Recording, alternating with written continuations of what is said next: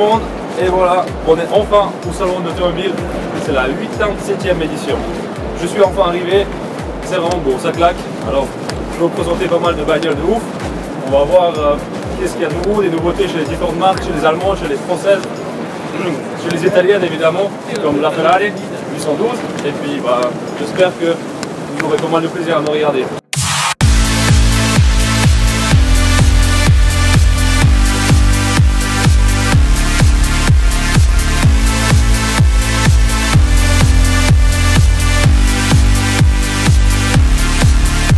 Voilà tout le monde, on est devant le stand Ferrari. Pour si jamais ceux qui ont lu le matin, c'est pas un V8, mais c'est bel et bien un 12 cylindres. Parce que le matin ils sont un petit peu trompés. Elle est super bien aérodynamique. Par contre les freins, je vois que c'est du gros diamètre et ça doit freiner je pense. À haute vitesse, ça va jamais chauffer et ça va jamais grincer. Donc c'est des freins je pense infatigables. Me voilà chez Aston Martin. Alors là nous pouvons voir la Aston Martin rapide. Ils ont du nouveau chez eux parce que c'est un préparateur local à eux qui s'appelle AMR qui a pris ces caisses, qui les a préparées. Alors c'est une voiture évidemment plus rapide, qui freine mieux, qui se roule mieux.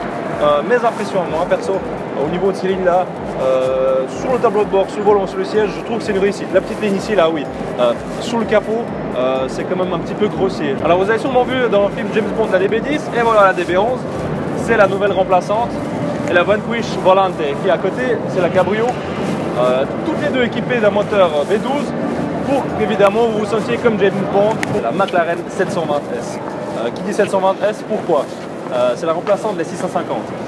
La 720S, elle s'appelle parce que le nombre de chevaux qu'elle a sous le capot. Donc c'est uniquement un petit 4 litres V8 qui possède un biturbo qui développe cette puissance-là. D'après le présentateur qui nous a présenté la voiture, c'est une voiture qui est conçue surtout pour tous les jours. 2,9 secondes jusqu'à 100 et 7,2 secondes jusqu'à 200. Les résultats qui sont plus que corrects, des résultats qui sont, je pense, à la hauteur de la Ferrari 812 sans aucun problème. À savoir qu'elle est un peu plus légère quand même cette voiture, plus rigide, et aussi elle possède des suspensions qui détectent la route, si on veut bien, qui détectent la déformation de la route, elle fait l'effet inverse pour que la voiture puisse tenir mieux la route. C'est un système qui est semblable à la F1. Là, je vais ouvrir cette porte, c'est une ouverture assez élégante. Vous pouvez voir, ils ont mis quelque chose de cool sur le toit, donc nous avons deux maintiens qui sont ici et là. On peut voir la place de l'ouverture de la porte qui est nettement inférieure à une voiture standard où là nous avons la porte qui s'ouvre un petit peu comme ça, donc il prend beaucoup de place. Là ils ont gagné la place, donc c'est pour prouver au monde qu'il soit un petit peu compréhensif que cette voiture elle doit se marier un petit peu avec la voiture tous les jours. Nous pouvons voir aussi ici la coque en fibre complètement, c'est un châssis qui est en fibre, c'est quelque chose de d'arrêt. Donc c'est un poids qui est annoncé à 1300 kg pour un bolide pareil. Je vais m'asseoir dedans. Voilà, nous avons assez de place, les palettes qui sont sous le volant enfin, une finition autre de chez Alfa comme j'ai pu le voir avant. Donc nous avons le petit écran qui est incliné vers nous, on peut régler l'inclinaison, on peut le ranger, donc en mode sportif il se range complètement. Voilà, je ferme le petit écran et là il m'indique le rapport qui est mis, la vitesse, le contour et c'est je crois bien aussi la température du moteur. Donc c'est les informations nécessaires sur un circuit. Comme je vous ai déjà parlé chez BM, ils avaient le tableau de bord qui est retourné vers le pilote. Et puis je vous ai pas menti, c'est une voiture à caractère sportif, d'où nous retrouvons évidemment dans la McLaren, on retrouve ce tableau de bord qui est retourné vers nous. Une grosse tablette ici, qui n'est pas forcément nécessaire, mais on voit très clairement que même l'habitacle est plus déporté sur la droite, donc plus vers le milieu de la voiture, c'est vraiment centré sur le pilote, donc sur moi qui est au volant de cette caisse.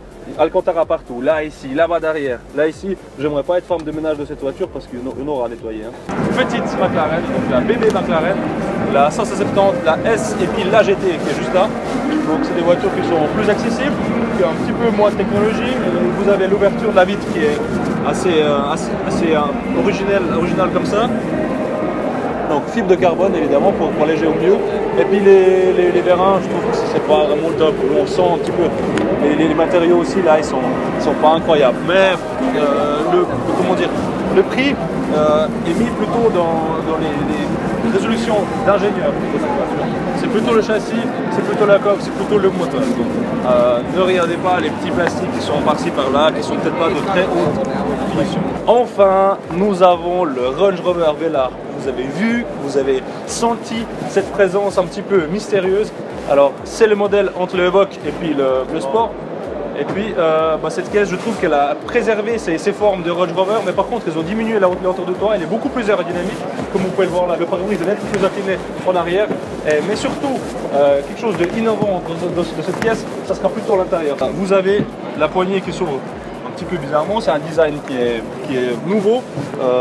Donc, les sièges perforés et ventilés. Quelque chose de correct. Je vais m'asseoir dedans. Hop. Donc voilà, je vois une multitude de gadgets que nous avons à notre compte, mais c'est très technologique. Donc nous avons 3 énormes écrans qu'on peut accéder. Ces écrans, c'est vraiment une énorme tablette. Pour passer d'un côté à l'autre, vous pouvez l'oublier. Mais au niveau des technologies, malheureusement, on ne peut pas toucher pour voir la réactivité. Oui, on peut toucher cet écran. Non, même pas. C'est un film qui a mis en fait. On ne peut pas le toucher. Mais d'après le présentateur, il nous a dit que c'était très rapide et très intuitif. Même les boutons ici sur l'écran, ils sont tactiles. On peut choisir le menu, on peut tout choisir. Donc ça, c'est deux sortes de consoles qui sont sur le volant. En Alcantara, la finition, elle est pas mal. Un petit peu dommage ce petit tissu. Ça nous rappelle le vieux sac d'école. Mais dans l'ensemble, au niveau de la place en dessous de la tête, c'est assez petit. Moi, j'ai pas un haut du corps qui est très haut, mais c'est vrai que ça laisse à désirer un petit peu quand même. Il n'y a pas beaucoup énorme. Je vais m'adapter à ma conduite, donc moi j'aime bien conduire assez bas et assez en arrière. Le siège il descend pas super bas, donc je trouve quand même une position assez haute, malheureusement. Les palettes au volant, bon ça c'est une habitude en 2017. Cette finition là, je trouve qu'elle peut être pas mal salissante. Si vous allez un peu dans le terrain ou quoi que ce soit, je pense que ça va très vite se salir avec votre copine qui a mis du rouge à lèvres ou qui a du maquillage ou autre.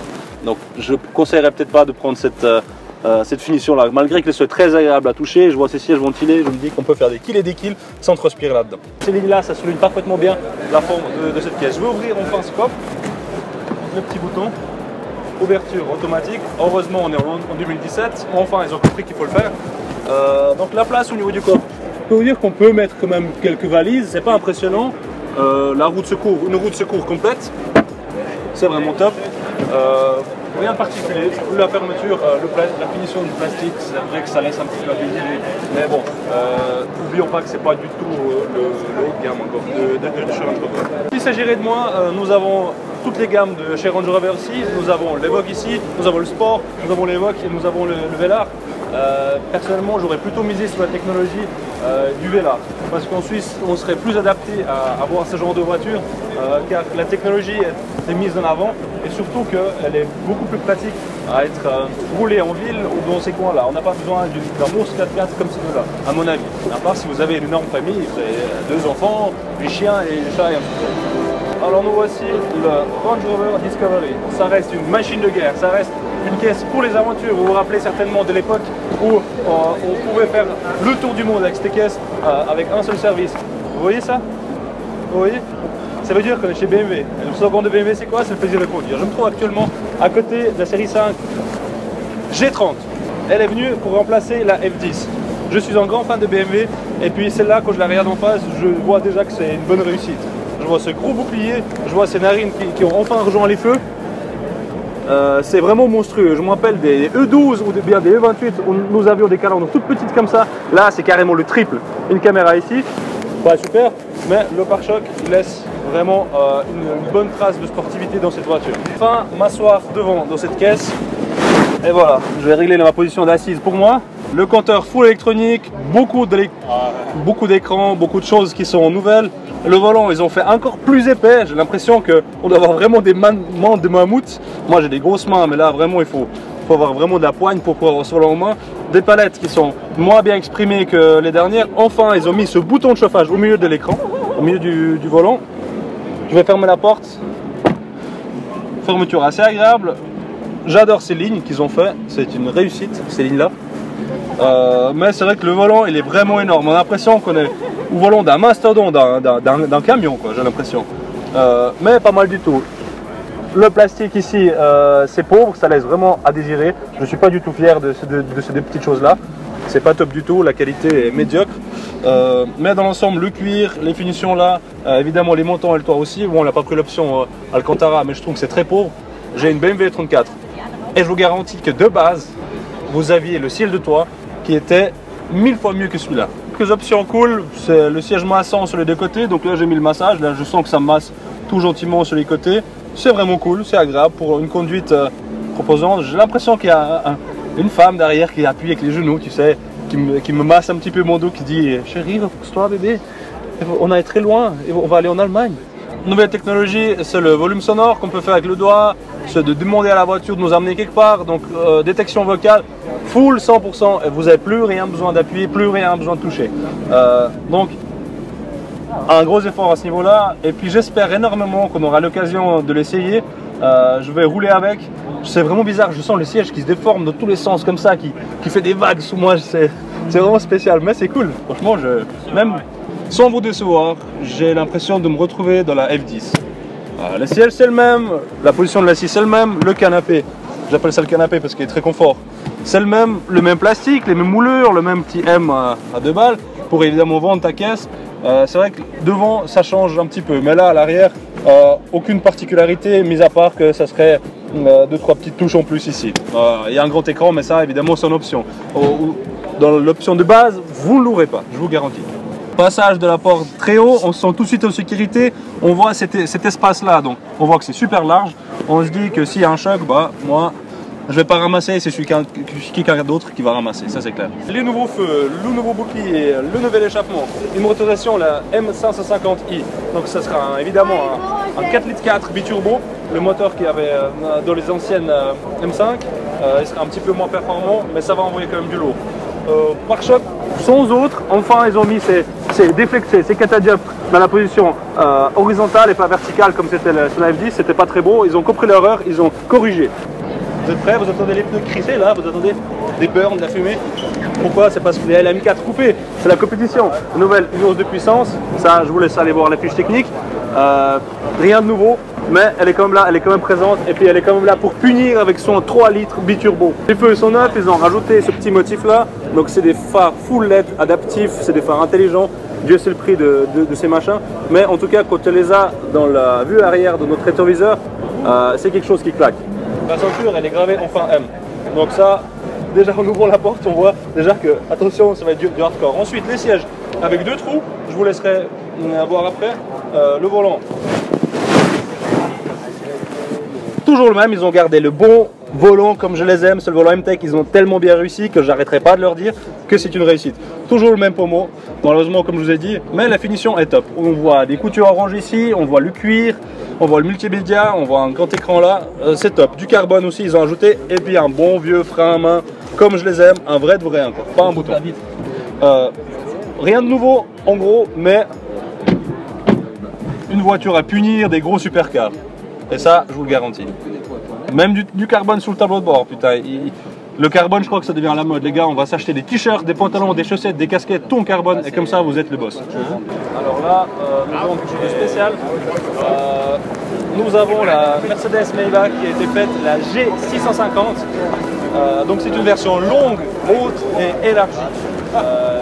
Les gros points de cette caisse, c'est les matériaux, c'est un truc de fou. C'est la carrosserie, ils ont fait quelque chose de taré. Évidemment, comme je disais en 2017, le carbone c'est à la mode, vous devez même vous habiller en carbone.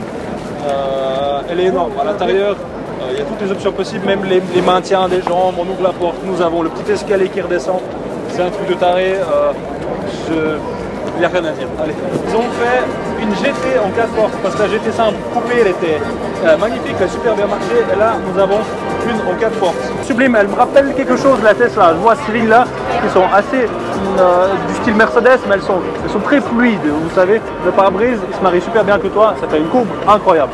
La classe E chez Mercedes, donc c'est le dernier renouvellement sur la classe E, c'est la E400 4MATIC cabriolet. Évidemment, ils n'avaient pas passé inaperçu avec leur super concept X-Class, donc le tout nouveau pick-up chez Mercedes qui va bientôt sortir. Donc c'est un pick-up à ne pas confondre avec le Hilux ou bien des concurrents, ou bien avec le L200 ou L300 chez Mitsubishi. C'est un pick-up haut de gamme. Je ne suis pas du tout fan de l'arrière de la voiture, mais devant c'est très futuriste et c'est un pick-up qui qui permettra d'avoir une certaine classe avec ses feux à LED, avec ses énormes jantes qui sont déportées vers l'extérieur. Regardez, elles sortent carrément des ailes, vous n'avez même pas besoin de mettre des câbles. Un monstre logo Mercedes qui est juste là devant, et bien un énorme bouclier évidemment pour refroidir les différents radiateurs. Alors, je me trouve actuellement à côté de la nouvelle Opel Insignia. Ça sera sûrement la prochaine voiture de police. Je suis pas fan de chez Porsche, le Panamera c'était une grosse réussite. Et là, nous avons la nouvelle Sport Turismo qui est sortie avec un cul beaucoup plus allongé, avec beaucoup plus de place, et puis du confort, et puis surtout de l'espace dans le coffre. Et bienvenue chez Audi. Nous avons ici la nouvelle RS3 Berlin. Regardez-moi ça.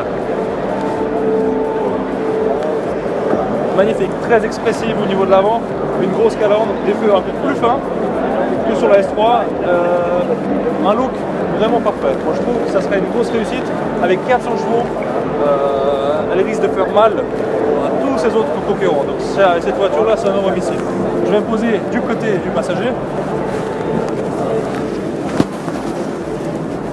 Les matériaux sont à un niveau assez haut, je dirais pas que c'est le sommet. C'est pas mal du tout. Pas une énorme différence avec la S3 au niveau de l'intérieur, à part que le volant est scié un petit peu plus bas. Alors, la toute nouvelle SQ5, comme on peut le voir, le design a bien changé. Et juste à côté, vous avez la Audi S5 Cabriolet. Pour ceux qui aiment bien rouler à ciel ouvert. Pare-choc avant, assez large, je dois dire.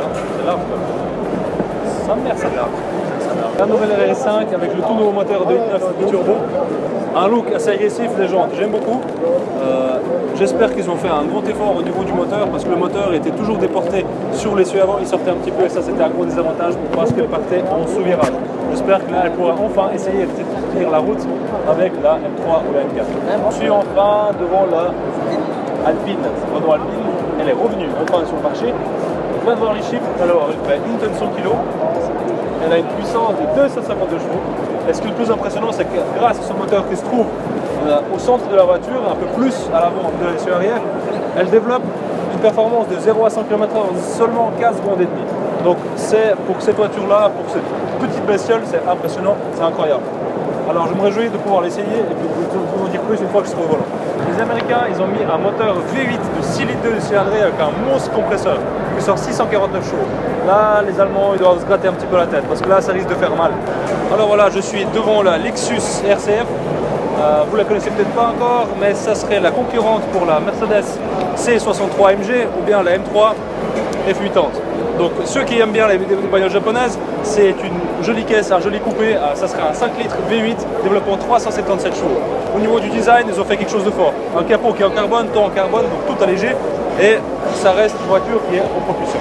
Les fesses de cette voiture sont très appétissantes.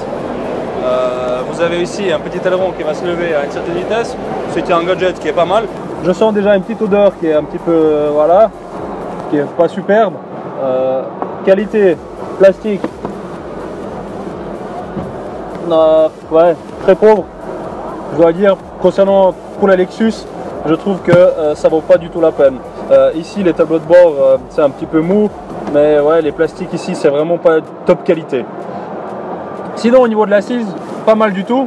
La concurrence avec les Allemandes, je pense plutôt que cette voiture-là, malheureusement, on va perdre, vu sa qualité et vu son habitacle qui est pas super bien étudié à ma vue, à moi. J'ai devant moi la nouvelle Lexus LC 500. Sympathique après vue, n'est-ce pas? Ces feux fins deviennent à la mode. Je vais maintenant ouvrir le coffre. Attention. Donc le bouton, tac, il s'ouvre et attention. Il y a monsieur qui présente aussi. Je vous garantis qu'on peut mettre juste un étui, un stylo, si vous êtes à l'école encore, et c'est tout. Vous pouvez mettre une petite bouteille d'eau et puis un minuscule sac de sport. Si vous faites un petit peu de natation, vous pouvez mettre juste les lunettes et puis le moyen de bain. C'est tout, fini, terminé.